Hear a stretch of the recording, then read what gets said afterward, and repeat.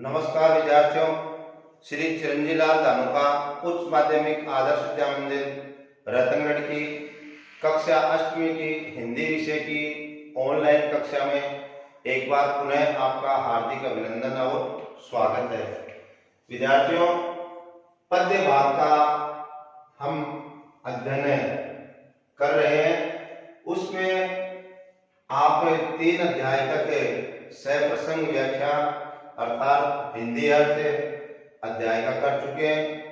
आज हमें जो पद्य भाग का चौथा अध्याय है जिसका नाम है दीवानों की हस्ती और जिसके रचनाकार है भगवती चरण वर्मा।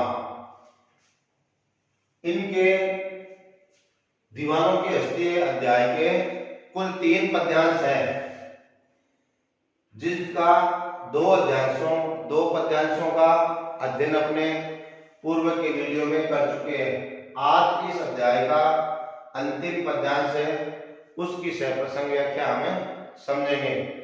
विद्यार्थियों, सप्रसंग व्याख्या में आपको पूर्व के वीडियो में भी बताया था और आज पुनः आपको मैं बता रहा हूं।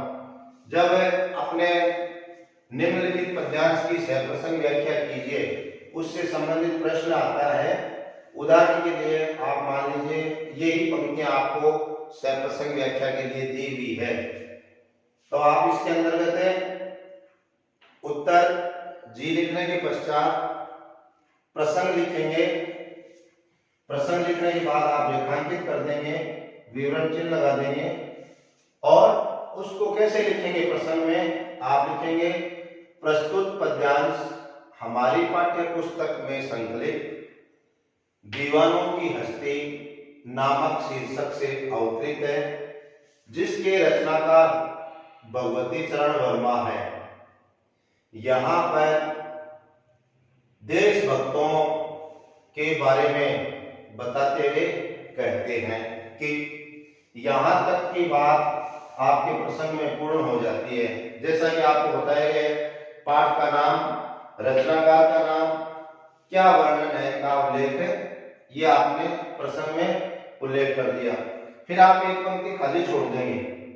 खाली छोड़ने के बाद में आप लिखेंगे व्याख्या, रेखांकित कीजिएगा, विवरण चिन्ह लगाइएगा और सामने की पंक्ति खाली रहेगी, नीचे की पंक्ति से अपने को शुरू करना है। क्या ये जो पंक्तियां दी गई है इनका अर्थ।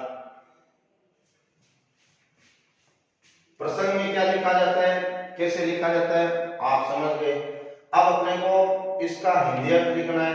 आपको हिंदी अर्थ समझाने से पूर्व इस पद्यांश के अंदर जो शब्दार्थ आए हैं उनकी जानकारी दूंगा। भिखमंगे, भीख मांगने वाले। दुनिया जो संसार के लोग हैं वो जग, संसार, जग का मतलब पानी का पात्र नहीं, संसार। स्वच्छंद, बंधन रहित, किसी प्रकार का बंधन नहीं, एकदम स्वतंत्र रूप से। और हृदय, निशाने, चिन्ह, आबाद, खुशी का जीवन बिताना। स्वयं, खुद, बंधन, बेड़ियां, पराया, दूसरों का।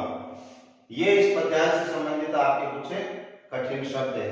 अब देखिए, प्रसंग आपने समझ लिया कैसे लिखा जाता है, जान भी लिया। अब अपने आते हैं इसके व्याख्या की तरफ।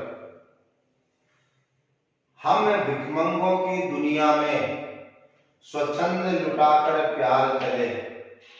कवि ने यहाँ पर भिखमंगों शब्द इस संसार के उन लोगों के लिए किया है जो लोग अपने निजी स्वार्थों के लिए इस संसार से सब कुछ लेते रहते हैं, परंतु जब देने की बारी आती है तब वो एकदम पीछे हट जाते हैं।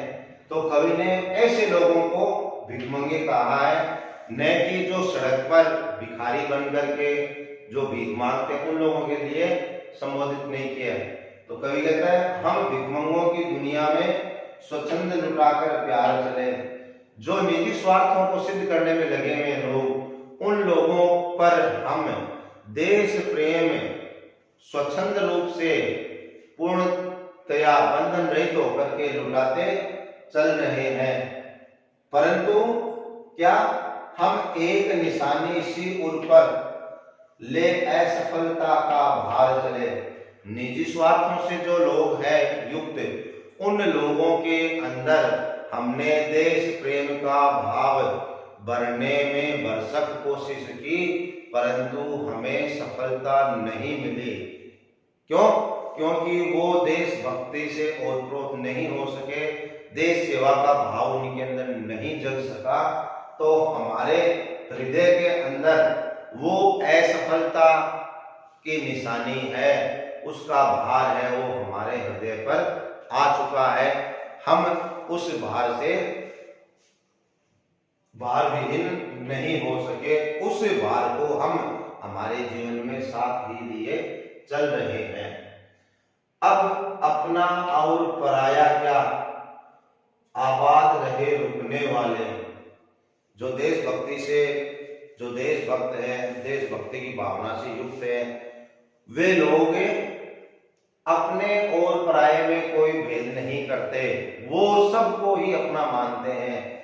यह मेरा है, ये दूसरे का है, यह छोटा है, ये बड़ा है, ये ऊंचा है, ये नीचा है। किसी भी तरह का भेदभाव नहीं, सर्वधर्म समभाव, यानी सभी को समान मानना। ऐसा देशभक्त है, वो अपना भाव लिए चलते हैं और कहते हैं कि जो लोग देशभक्ति से युक्त देश सेवा कार्य करते हुए रह रहे हैं, वो अपना खुशी का जीवन बिताए और एक स्थान पर स्थिर रहे। हम स्वयं बंधे थे और स्वयं हम अपने बंधन तोड़ चले। पहले हम खुद भी, देशभक्त बनने से पहले हम खुद भी विभिन्न प्रकार की निजी स्वार्थों की बेड़ियां हैं, जंजीरें हैं, उनसे हमें जकड़े हुए थे। परंतु जब देशभक्ति का भाव जगा, देश सेवा का जज्बा जगा, तो हम अपने निजी स्वार्थों के तुच्छ कार्य, छोटी सोच, इन सभी की बेड़ियों को, बंधनों को हम तोड़ करके और निरंतर आगे बढ़ते जा रहे हैं। इस प्रकार विद्यार्थियों, ये आपका अंतिम पद्यांश, जिसकी सप्रसंग व्याख्या हमने पूर्ण की। अब विद्यार्थियों, आपके प्रसंग पूर्ण हो गया, व्याख्या पूर्ण हो गई। अब बारी आती है आपकी समालोचना की। समालोचना के अंदर आप 4 बिंदुओं का उल्लेख कर सकते हैं। पहला बिंदु आप पहले भी समझाया है, उसी तरह लिखना है। अनुप्रास अलंकार की छटा दर्शनीय है। आप ध्यान से सुनिए। अनुप्रास, कई बार क्या हम ध्यान से नहीं सुनते, हमारा ध्यान कहीं और होता है, तो अनुप्रास को हमें चमनप्रास भी सुन जाता है। चमनप्रास नहीं बोल रहा विद्यार्थियों, अनुप्रास बोल रहा हूं। अनुप्रास अलंकार की छटा दर्शनीय है। दूसरे बिंदु में आप लिखेंगे भाषा सरल, सुबोध और प्रवाहमयी है।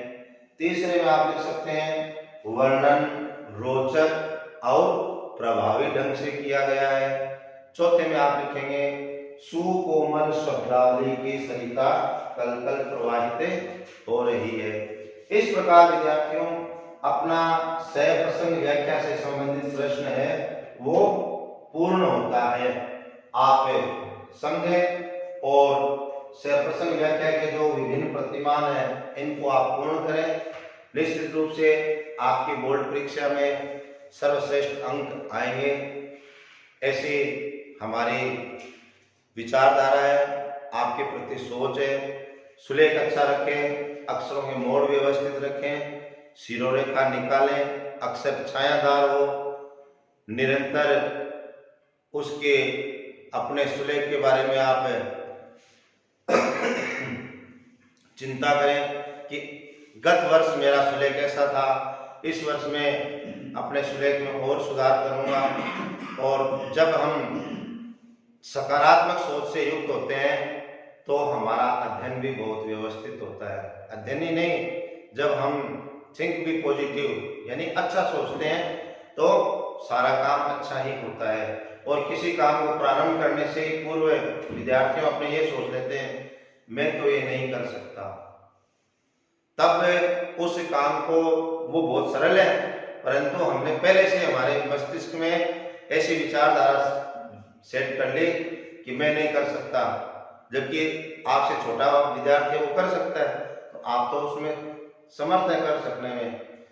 यदि हमें किसी बंद कमरे में राम बोलेंगे तो वो ध्वनि प्रतिध्वनि होकर के राम ही सुनेगी हमें। तो इसी प्रकार से हमारे मस्तिष्क में हम यदि सकारात्मक यानी काम करने का विचार रखेंगे, पढ़ने का विचार रखेंगे, अच्छे अंकों को प्राप्त करने का विचार बनाएंगे, तो उसके लिए हम काम अपने आप ही करते जाएंगे। परंतु हमें जब अंक लाने ही नहीं है तो हम उसके लिए प्रयास भी नहीं करेंगे। आपको अच्छे अंकों की प्राप्ति के लिए आगे की योजना में पुरस्कार प्राप्त करने की भी रहती है, इसलिए आप लगातार अध्ययन करें। अगले ऑनलाइन वीडियो में हम आगे अध्ययन करेंगे। वंदे मातरम।